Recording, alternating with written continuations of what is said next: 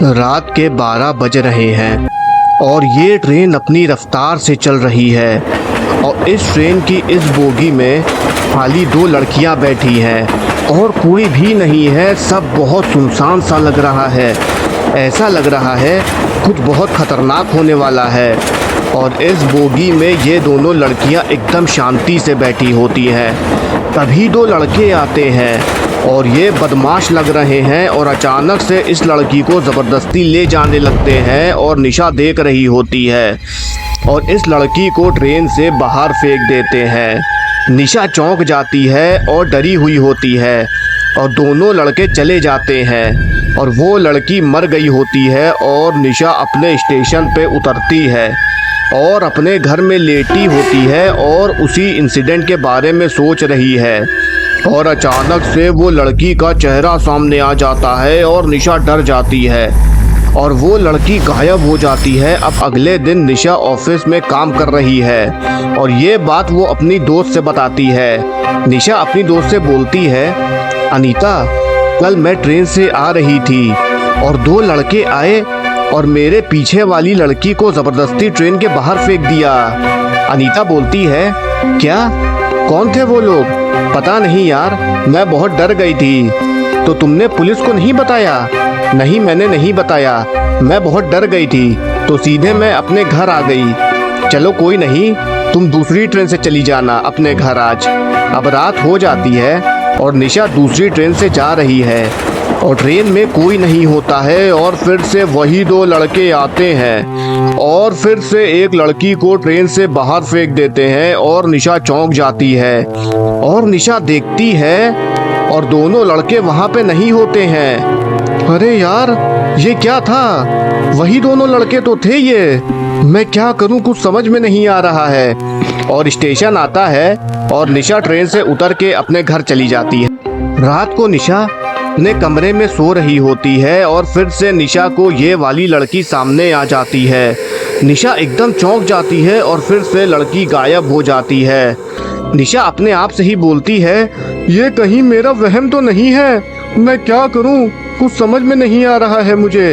अगले दिन निशा फिर से अपने ऑफिस में काम कर रही है और अपनी दोस्त को सारी बात बताती है। अब मैं इसमें क्या बोलूं यार, मुझे कुछ समझ नहीं आ रहा है।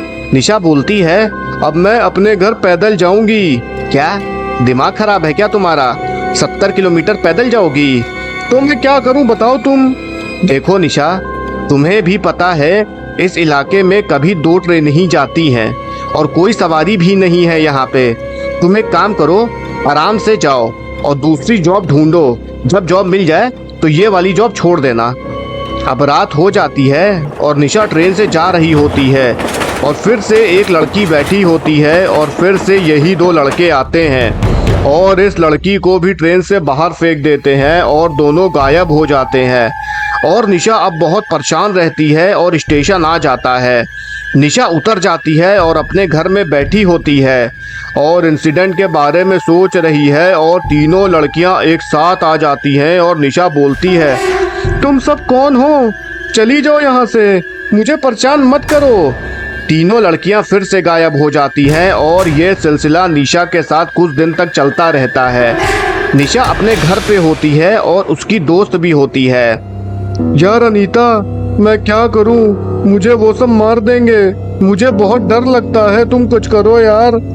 देखो निशा, भी तुम ऑफिस चलो और रात में आज मैं भी चलूंगी तुम्हारे साथ ट्रेन में, देखती हूँ क्या बात है। अब दोनों ऑफिस चली जाती हैं। अब रात होती है और ट्रेन में निशा के साथ अनीता भी होती है और एक लड़की और बैठी होती है और फिर से 2 लड़के आते हैं और लड़की को ले जाने लगते हैं और निशा बोलती है, अनीता अनीता, वो देखो, उस लड़की को भी बाहर फेंक देंगे।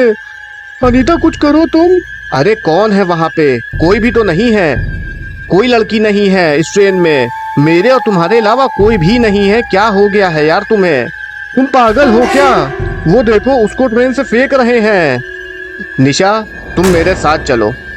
अब ट्रेन रुकती है और अनीता निशा को लेके एक डॉक्टर के पास जाती है और डॉक्टर निशा का चेकअप कर लेता है और डॉक्टर निशा से पूछता है, निशा जी, आपको ये सब कब से दिखाई दे रहा है?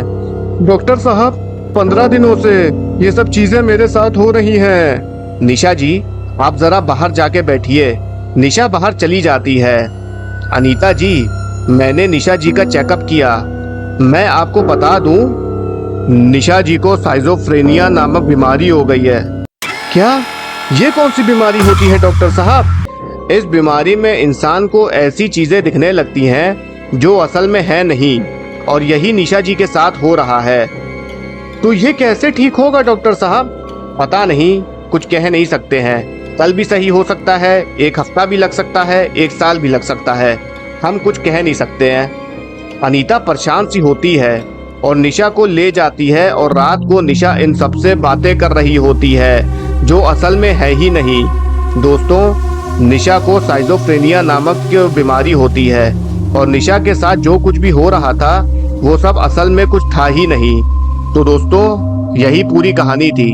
अगर कहानी आपको पसंद आई हो तो चैनल सब्सक्राइब करें।